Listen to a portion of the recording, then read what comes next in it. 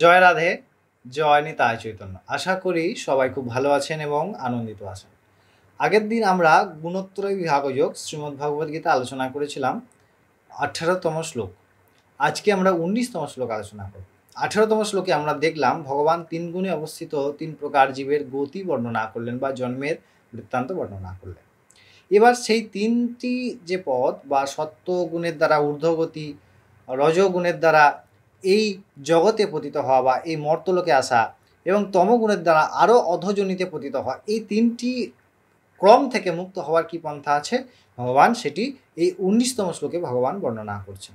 আমরা অবশ্যই সেই কথামৃত আস্বাদন করব। চলুন প্রথমে আমরা ভগবানের শ্রীমুখ হয়ে সেই শ্লোকটি আস্বাদন করি। ভগবান ১৯তম শ্লোকে বলছেন অর্জুনকে যে নান্যং গুণেভ্যঃ কর্তারং যদা দ্রষ্টানুপশ্যতি গুণেভ্যশ্চ পরং বেত্তি মদ্ভাবং সধিগচ্ছতি।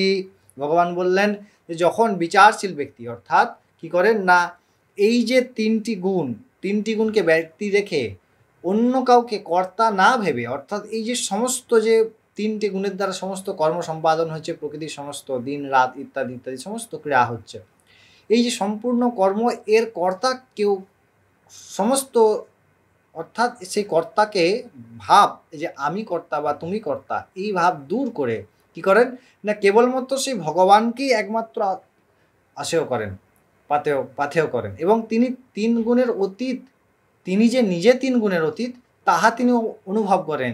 তিনি ভগবান বলছেন তিনি আমাকে প্রাপ্ত করতে পারেন বা তিনি ব্রহ্মানুভূতি বা তিনি ভগবৎ পদ প্রাপ্তি করতে পারেন। অত্যন্ত গুরুতর কথা এটি।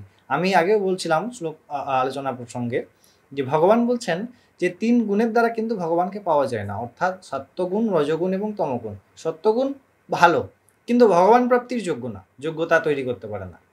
আমাকে সঠিক পথে চলায়, সাত্ত্বিক পথে চলায়, শুদ্ধ পথে চলায়, কিন্তু ভগবান কিন্তু সে সাত্ত্বিক গুণেও নয়, সত্ত্বগুণেও নয়, তিনি ৩ গুণের অতীত।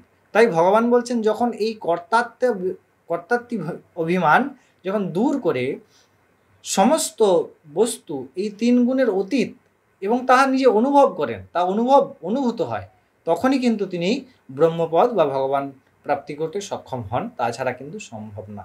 অত্যন্ত বিশেষভাবে এবং গুরুত্বপূর্ণভাবে এবং সুন্দরভাবে ভগবান কিন্তু এই প্রসঙ্গটি আলোচনা করলেন। আমরা অবশ্যই পরবর্তী শ্লোক নিয়ে আলোচনা করব। তখন অনেক ভালো থাকবেন, আনন্দিত থাকবেন। জয় রাধে, জয় নিতাই চৈতন্য।